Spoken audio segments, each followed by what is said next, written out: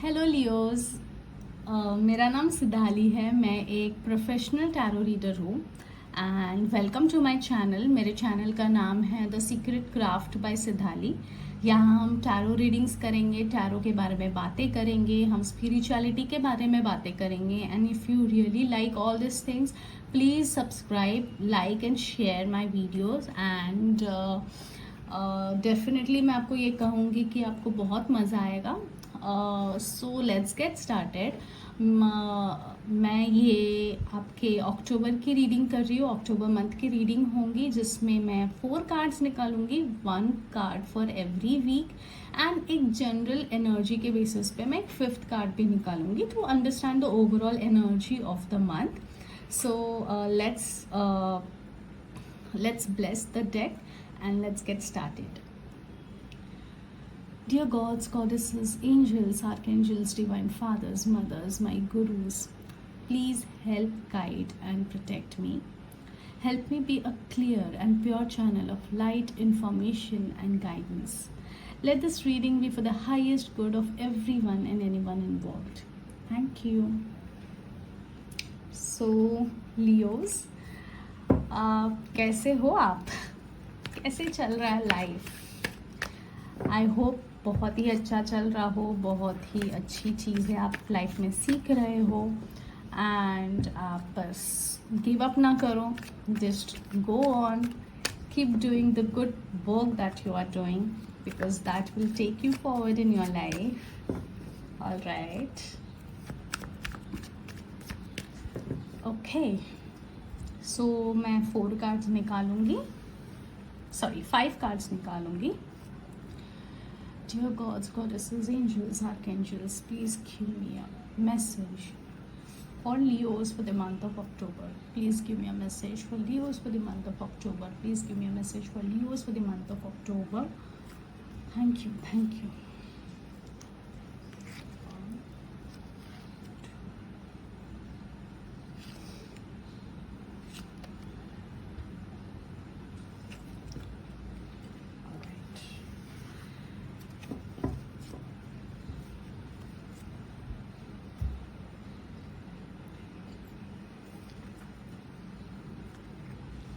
Week 1, week 2, week 3, week 4 and general energy.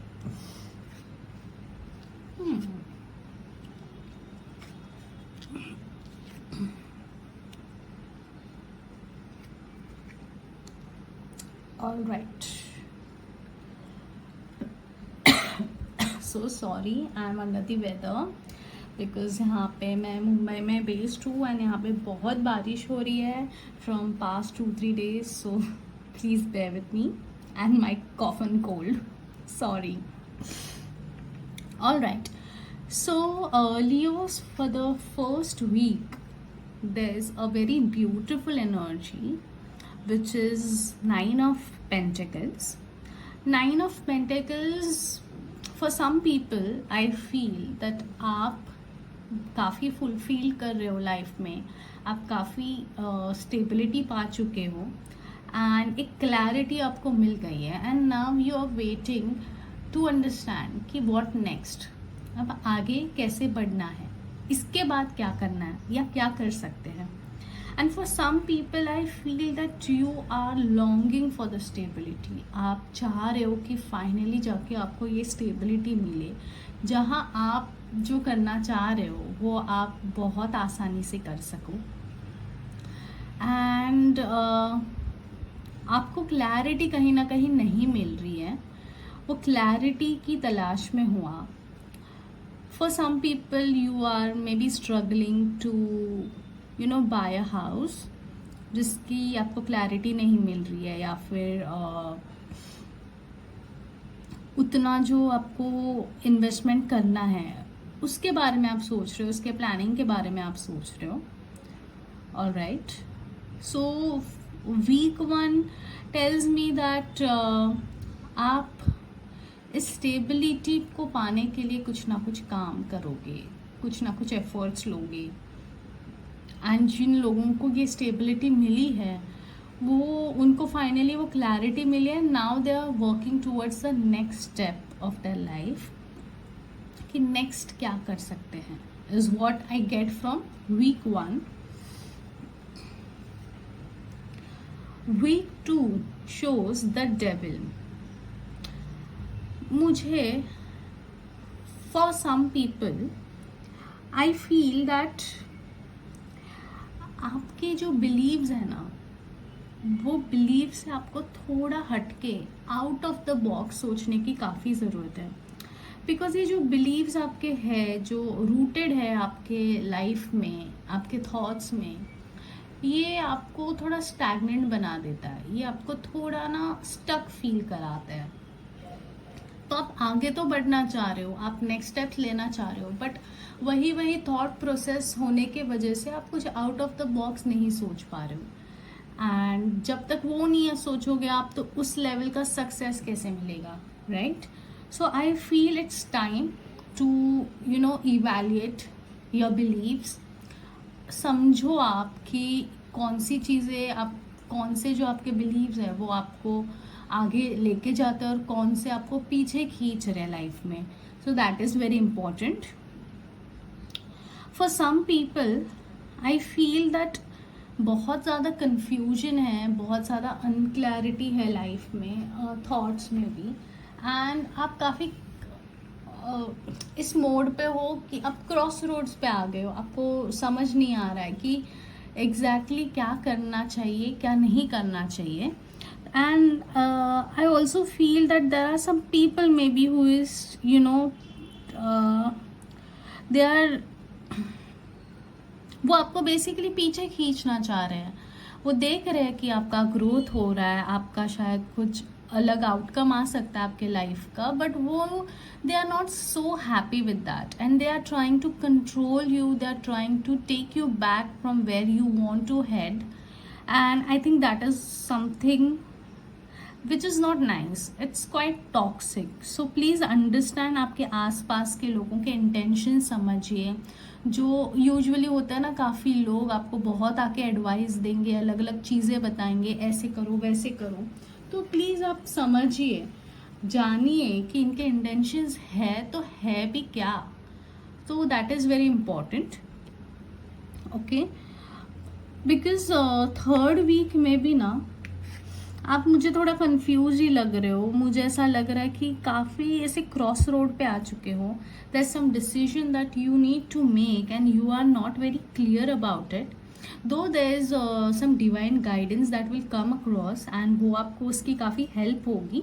But for that also you have to connect to the divine. No, मुझे नहीं लग रहा है कि आप वो कर पा रहे हो अच्छे से. Because that, I don't know, I feel that is someone who is trying to control your mind. Some person in your life में भी जो शायद आपको कंट्रोल करने की कोशिश कर रहे हैं या फिर आपके थॉट्स को मैनिपुलेट करने की कोशिश कर रहे हैं. तो प्लीज़ इस चीज़ को समझिए एंड उसके हिसाब से आप डिसीजंस लीजिए, ठीक है? बिकॉज मेंटल क्लैरिटी होना बहुत ज़रूरी है जब भी स्पेशली आपको कोई इंपॉर्टेंट डिसीजंस लाइफ के लेने हों.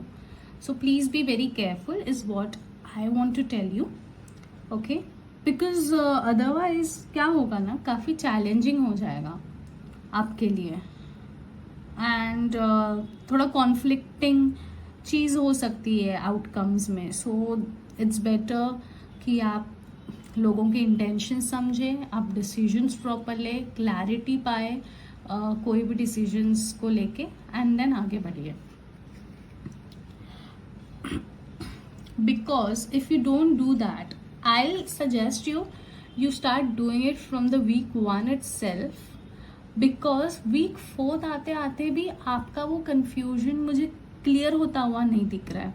सबसे पहले तो बहुत सारे इमोशंस से आप सोच रहे हो rather than thinking it by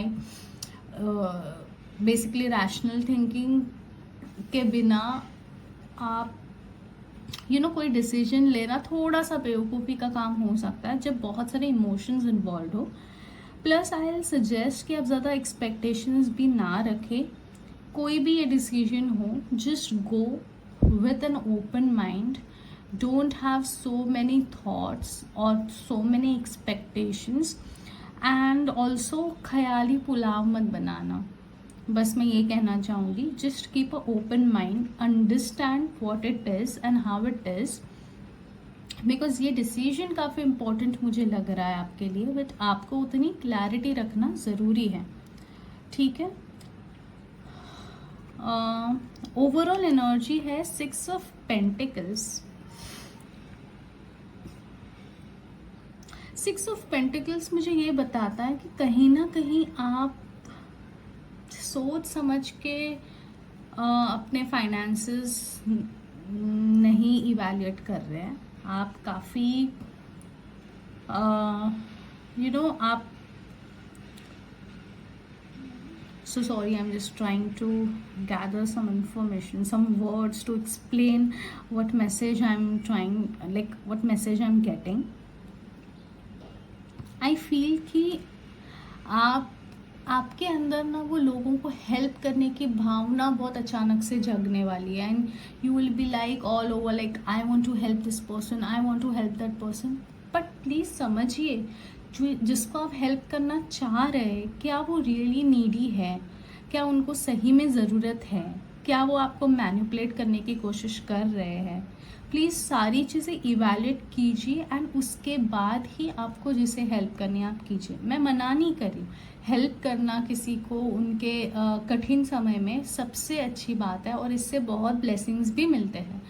but ये समझिए कि सामने वाले के इंटेंशंस कैसे हैं, क्या वो जेन्युइन पर्सन है भी या नहीं, या बस आपको लूटना चाह रहा है। सो इट्स वेरी इंपॉर्टेंट, आप ये सोच समझ के कीजिए एंड ओवरऑल उस रिलेटेड डिसीजंस भी आपको सही समझ के लेने हैं। Alright, thank you so much for watching and I hope this resonates with you and आपको इसमें से कोई गाइडेंस मिले, कोई हेल्प मिले। एंड अगर आपको मेरा रीडिंग पसंद आए तो प्लीज़ सब्सक्राइब कीजिए, शेयर कीजिए, लाइक कीजिए मेरे चैनल को, एंड आई प्रॉमिस मैं और अच्छे अच्छे वीडियोस लेके आऊँगी आपके लिए। Till then, tata, bye bye and God bless you.